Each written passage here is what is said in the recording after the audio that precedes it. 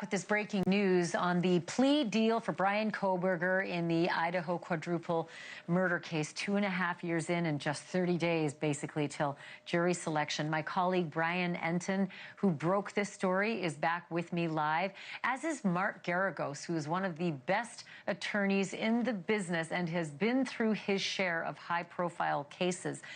Brian, I want to start with you real quickly because you've got some reporting for me about what the prosecutors outlined to the families as their rationale for why this deal should go forward.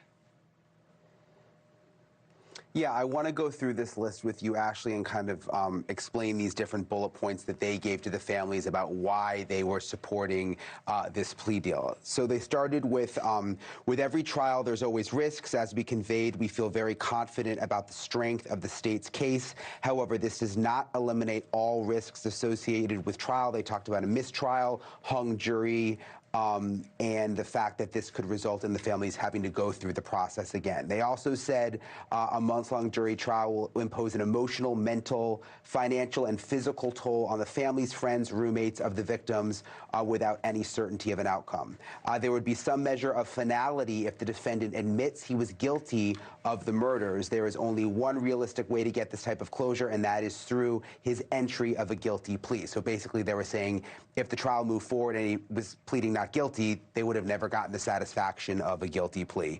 And this was interesting. They said that, sadly, as many have experienced, there are individuals out there who believe in conspiracy theories about this case, believe the defendant to be innocent or support the defendant in some way. We know the sentiments of support of defendants have been unbearable. We can only hope that at least some of these people will turn their attention to other matters if the defendant takes responsibility and admits to his heinous crimes by pleading guilty. And the last two reasons they gave, or the last reason they gave, the state believes the death penalty is warranted in this case.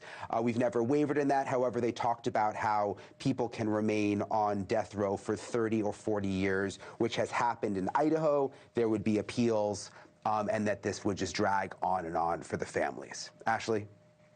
Mark Garagos, Brian Entin just listed out some very strong reasons for why a plea deal is a great idea. If you're Steve Gonsalves, the state had this guy.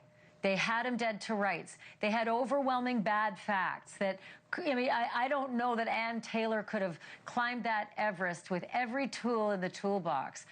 Why a plea deal for a case that looked this rock solid?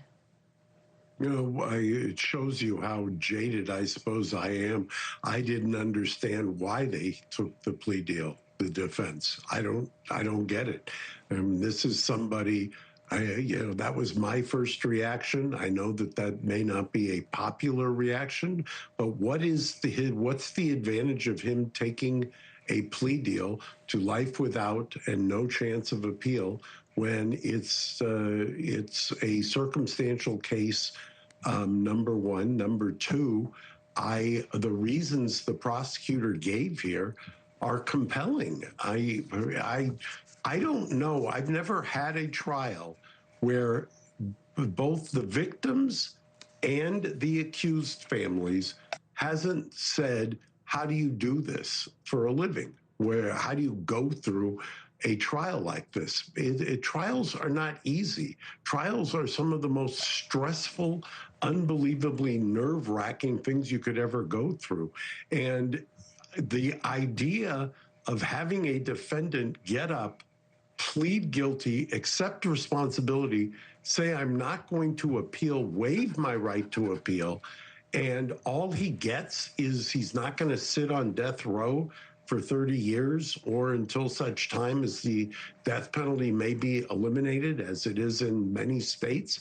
I get the raw emotion. I get that, and I understand nobody. Nobody's going to second guess anybody who's had the unthinkable happen to them. So I understand that. Yeah. At the same time, please, why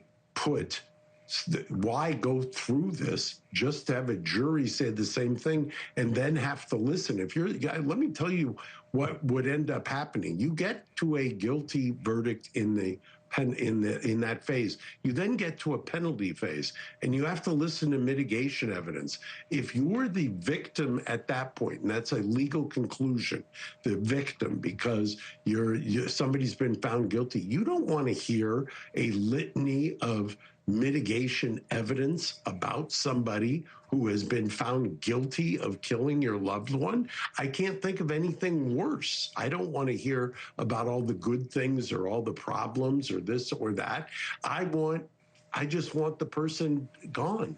And I think there is some closure with somebody standing up and taking responsibility. And I think that with some hindsight that, and I remember, Ashleigh, you tell me, when we first talked about this, some of the victims' families were on your show saying that they were not supportive of the death penalty. So I'll leave it at that. Thank you for watching. Subscribe below and download our NewsNation app right now on your phone, and you will get fact-based, unbiased news for all Americans.